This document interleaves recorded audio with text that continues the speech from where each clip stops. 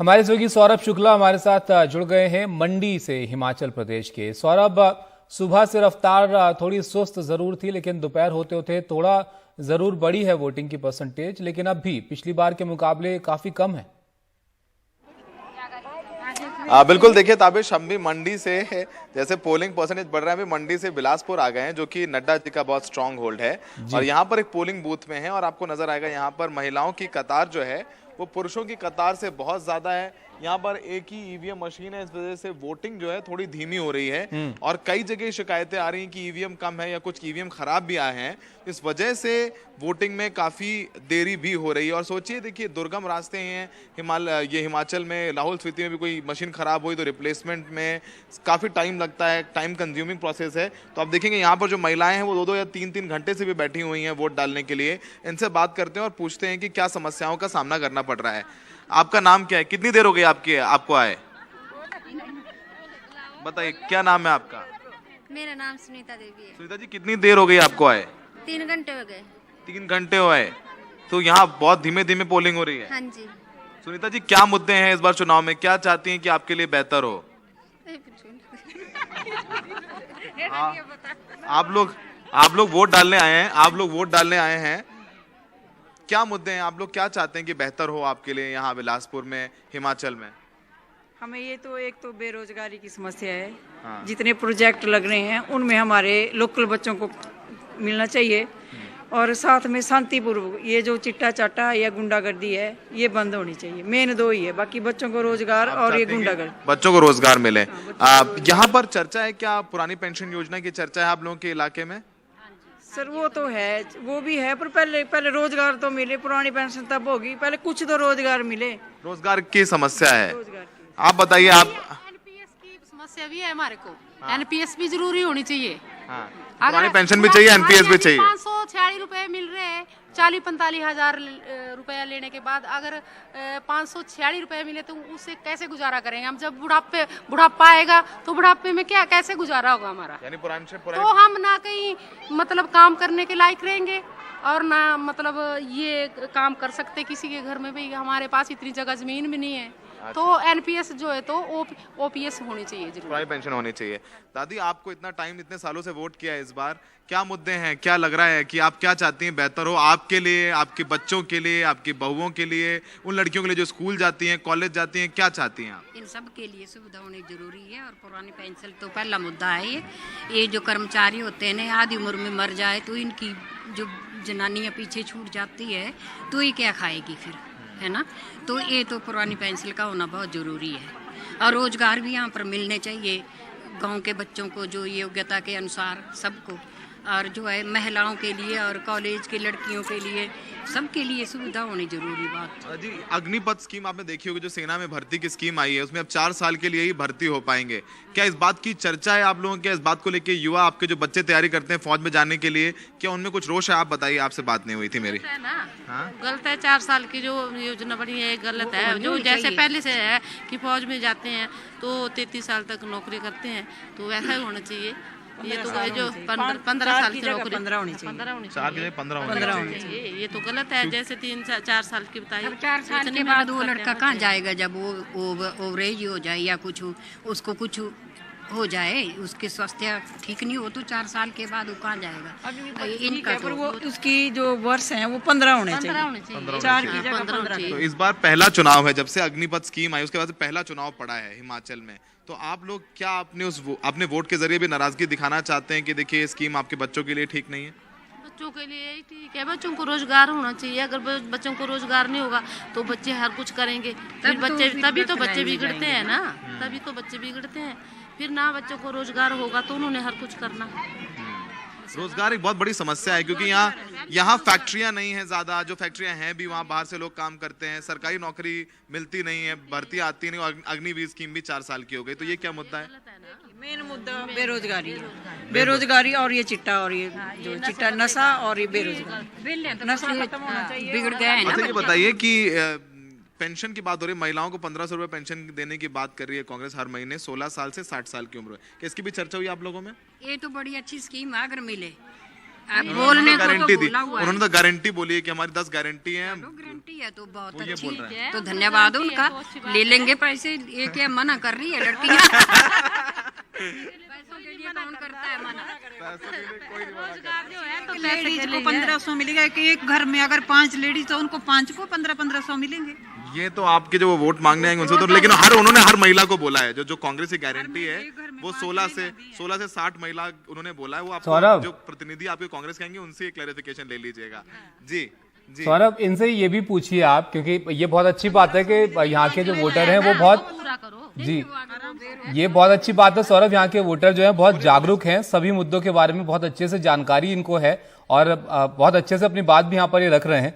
इनसे ये भी पूछिए कि यहाँ पर दो पार्टियों के बीच ही मुख्यतः जो है वो मुकाबला रहता है, वो क्यों होता है यहाँ पर, और ये जो तीसरी पार्टी एक तरीके से आम आदमी पार्टी भी वादे यहाँ पर कर रही है, वो भी कहीं इनको दिख रही है लड़ाई में। अच्छा ये बताइए, आप लोग तो सब सारी बात कर ली, एक बात बड़ी दिलचस्प रह गई पूछना आपसे, इतने अच्छे से बात कर रही हैं आप लोग, आम आदमी पार्टी की चर्चा है कि नहीं कहीं यहाँ? आम आदमी के बारे में हम जानते ना, वो हमारे पास आए हुए हैं। ये दो ही जानते हाँ, हम 2 पार्टियों का जरूरी होना है। बीजेपी और कांग्रेस। हाँ जी। अच्छा ये बड़ा देखिए, हम तो दिल्ली से आए हैं, पिछले 12-13 दिन से घूम रहे हैं, हर जगह देखिए सरकारें रिपीट भी होती हैं। यहाँ हिमाचल में आप लोगों का बड़ा अच्छा है कि आप एक बार बीजेपी को मौका देते, एक बार कांग्रेस का, ये क्या मसला है? जरा इसकी राज लोग ऐसे देखते हैं, हमारे को ही पता है बीजेपी और कांग्रेस। तो ना एक बार दोनों को मौका देते हैं आप लोग, जरा एक बार बीजेपी को दे दिया, चलो एक बार जरा ही पुआन चली जाती लोग। एक आदमी थक जाता है तो दूसरे को देते हैं, फिर राष्ट्र पे भेज देते हैं, अगली बार के लिए कर देते हैं। जो एक बार विधायक बनाते हैं ना, उसको राष्ट्र पे दे देते हैं, फिर अगला विधायक बनाते हैं। तो अच्छा ये बहुत अच्छी बात है सौरभ, सब संतुष्ट रहे, किसी को कोई नाराजगी न रहे, और जो वोटर है वो भी बड़े संतुष्ट लग रहे हैं यहाँ पर। मैं समझाता हूँ आपको, ये जो पहाड़ के वोटर्स हैं, हम तो उत्तर प्रदेश का इलेक्शन कवर किया है, हमने बिहार भी गए हैं, हम राजस्थान गए हैं, लेकिन जो हिमाचल का अनुभव है ना वो बहुत अलग है। हिमाचल का अनुभव इतना जबरदस्त है क्योंकि यहाँ का वोटर बहुत सादा सच्चा, मुसलमान यहाँ पर है नहीं, तो हिंदू मुसलमान की बात करते नहीं है, मुद्दों की बात उन्होंने करी। यहाँ पर कोई राम मंदिर, कोई वक्फ प्रॉपर्टी, कोई यूसीसी की बात नहीं है जो बाकी राज्यों में देखते हैं। पढ़ी लिखी जनता है, सोच समझ के वोट करते हैं, मुद्दों की उन्होंने बात करी, देखिए सारे मुद्दे पता है उनको। आप सोच लीजिए ताबिश, अगर आपके घर में आपकी मम्मी से जाके या मेरी मम्मी से कोई जाके पूछे तो शायद वो मुद्दे नहीं बता पाएंगे वो, लेकिन इनको पता है कि 1500 रुपए मिल रहे हैं, तो उसमें ये योजना आई तो उसमें 4 साल में बनेंगे, 15 साल होनी चाहिए, पेंशन 33 साल होनी चाहिए, सब पता है आंटी लोगों को। तो समझिए वोटर कितना जागरूक है, और हिमाचल प्रदेश की जनता सोच समझ के वोट करती है, कंफर्टेबली होने देती है। बीजेपी कह रही है कि नहीं देखिए हम रिवाज बदल देंगे, कांग्रेस कह रही है हम राज बदल देंगे। तो लेकिन बेरोजगारी की जो समस्या है, खासकर बिलासपुर, हमीरपुर, कांगड़ा में जो बच्चे अग्निवीर स्कीम में जाके भर्ती हो रहे हैं, उनको लग रहा है कि उनके साथ थोड़ा सा छल हो गया है, क्योंकि यहाँ रोजगार उसके अलावा है नहीं। बीजेपी कहती है कि देखिए इस बार आवेदन तो बहुत आ रहे हैं हमारे पास, तो लड़के ये कह रहे हैं कि आवेदन इसलिए आ रहे हैं क्योंकि हमारे पास कोई ऑप्शन नहीं है दूसरा अच्छा विकल्प, तो चलो 4 साल की नौकरी कर लेते हैं। लेकिन अग्निवीर स्कीम को लेकर के आप देखिए ये इलेक्शन में मुद्दा है, यहाँ पर महिलाएं अपने आप ये सारी बातें बोल रही हैं। ताबिश, ये बहुत अच्छी बात है सौरभ, जैसे कि आपने भी यहाँ पर जिक्र किया कि आप पूछिए तो वहां पर एक तो मुद्दों के बारे में पूरी जानकारी है और अपनी राय यहाँ पर रखते हैं स्पष्ट रूप से कि क्या उनको सही लग रहा है, क्या होना चाहिए, या क्या वो महसूस करते हैं। एक और चीज सौरभ आप बताइए, क्योंकि आप भी कई दिन से वहां पर कवर कर रहे हैं, लोगों के बीच आप बात कर रहे हैं। हिमाचल में 2 पार्टियों के बीच हमने देखा कि कई चुनावों में जो है ये सत्ता रही है, एक बार इधर एक बार उधर, लेकिन इस बार बहुत ज्यादा फर्क लेकिन वोटिंग परसेंटेज में नहीं रहता है हर बार के चुनाव में। इस बार बागी भी बहुत सारे हैं, कांग्रेस में भी हैं और बीजेपी में भी हैं। क्या इसका कुछ बड़ा फर्क इस बार के नतीजों में देखने को मिल सकता है?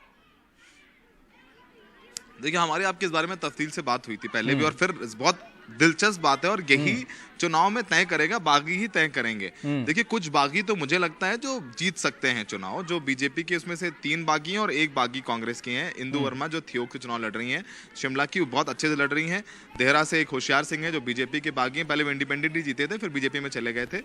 कृपाल परमार भी अच्छा चुनाव लड़ रहे हैं, जिनको प्रधानमंत्री मोदी ने फोन किया था, पूर्व सांसद हैं। और एक किशोरी लाल है जो अनी कुल्लू विधानसभा चुनाव लड़ रहे हैं। तो ये बागियों की बहुत अच्छी यहाँ पे दिलचस्प बात है। और यहाँ देखिए इनको ना सब लोगों को कैंडिडेट भी पता होंगे अपने अपने कि कैंडिडेट कौन लड़ रहा है। बीजेपी कांग्रेस के अलावा पूछ लेंगे तो बता देंगे कांग्रेस से कौन लड़ रहा है, बीजेपी से कौन लड़ रहा है, निर्दलीय कौन लड़ रहा है। और यहाँ पर लेफ्ट भी वोट लेती है। यहाँ काडर जो लेफ्ट का काडर उसका वोट भी है, वो भी बिल्कुल बेस है, उतना मिलना ही मिलना है, या 4000 या 5000 मिलना ही मिलना है। तो ऐसा नहीं जो जीत हार भी होती है ना 1500, 1600, 800, 900, 2000, 2500 ऐसे होती है। तो ये कॉन्टेस्ट जो है बागियों ने बहुत दिलचस्प बना दिया है। और बागी यहाँ पर वो नहीं है कि प्रधानमंत्री मोदी ने फोन किया तो कृपाल परमार बैठ नहीं गए। अगर आप सोच लीजिए ताबिश, आप अगर उत्तर प्रदेश, बिहार या दिल्ली या बाकी राज्यों की बात करेंगे और जो अनुभव हमारा है उसमें अगर प्रधानमंत्री मोदी फोन कर दें किसी कैंडिडेट को तो वो अगर पर्चा भर भी दिया है उसने तो घर बैठेगा और प्रचार करेगा कि भैया मुझे वोट मत देना, लेकिन वो फिर भी चुनाव लड़ रहे हैं और वोट मांग रहे हैं और बीजेपी से सीधे टक्कर ले रहे हैं। तो कहीं ना कहीं यहाँ का पानी थोड़ा सा अलग है, लोगों का मिजाज थोड़ा सा अलग है और बागियों ने इस लड़ाई को पूरी हिमाचल की बड़ा दिलचस्प बना दिया। और यहाँ पर क्या लोगों को इस बात पर उनकी नजर है कि किस पार्टी का चेहरा कौन है? क्योंकि अगर आप देखिए वीरभद्र सिंह नहीं है, प्रेम कुमार धूमल जो है वो चुनाव नहीं लड़ रहे हैं। ऐसे में क्या यहाँ पर पार्टियों का चेहरा भी एक बड़ा मुद्दा है? क्योंकि हम देखते हैं हर राज्य में ये एक बड़ी चीज होती है चुनाव में। देखिए एक बहुत पैटर्न शुरू कर दिया, ये बीजेपी ने शुरू किया बिना चेहरे के चुनाव में जाने का। हमने देखा पहले 2017 में उत्तर प्रदेश में बीजेपी बिना चेहरे के चुनाव लड़ी। हमने देखा कई राज्यों में ऐसा हुआ है बीजेपी बिना चेहरे के चुनाव लड़ रही है। गुजरात में भी यही हुआ और बाकी राज्यों में हुआ और बीजेपी वहां पर जीती। वही बीजेपी का फॉर्मूला अब कांग्रेस भी इस्तेमाल कर रही है। यहाँ पर वो किसी को खुलकर उन्होंने प्रदेश अध्यक्ष जरूर प्रतिभा सिंह को बनाया जो वीरभद्र जी की पत्नी है। वीरभद्र जी के ना रहने के बाद कई गुट हैं, इसमें मुकेश अग्निहोत्री जो सीएलपी है यहाँ वो ऊना के हैं, उनका गुट है। सुक्खू जो है उनका एक कांगड़ा से ग्रुप है। प्रतिभा सिंह तो है ही है। प्रतिभा सिंह ने हमारे इंटरव्यू में कहा है कि I am not ambitious but what ever the party leadership, जो मैं बहुत ज्यादा महत्वाकांक्षी नहीं हूँ पर जो मेरी पार्टी तय करे वो होगा। तो बीजेपी के सामने तो चेहरा है जयराम ठाकुर, प्रधानमंत्री मोदी। वो तो कहते भाई मुझे देखो, प्रधानमंत्री मोदी ने कहा कि आप देखिए कुछ मत सोचिए, मुझे याद करिए, मैं आपका बेटा हूं, जाके मेरे नाम पे वोट दबा के आइए। तो वो लीडरशिप क्राइसिस बीजेपी में कम नजर आती है। कांग्रेस में एक थोड़ी सी समस्या है कि मुख्यमंत्री कौन। आज बड़ा दिलचस्प सुबह हमारी और अखिलेश जी की बात भी हो रही थी। आज कल हमने शिमला में जब अखबार उठाया ताबिश, तो अमर उजाला के फ्रंट पेज पर प्रधानमंत्री मोदी का एक लेटर था यहाँ हिमाचल की जनता के नाम पर, जिसमें उन्होंने वोट मांगने की अपील की थी। तीसरे पेज पर कांग्रेस ने अपना विज्ञापन दिया, बड़ा दिलचस्प विज्ञापन था, कुछ नहीं था। एक पूरा फुल पेज तस्वीर थी वीरभद्र सिंह जी की और नीचे लिखा था मुझे याद रखना।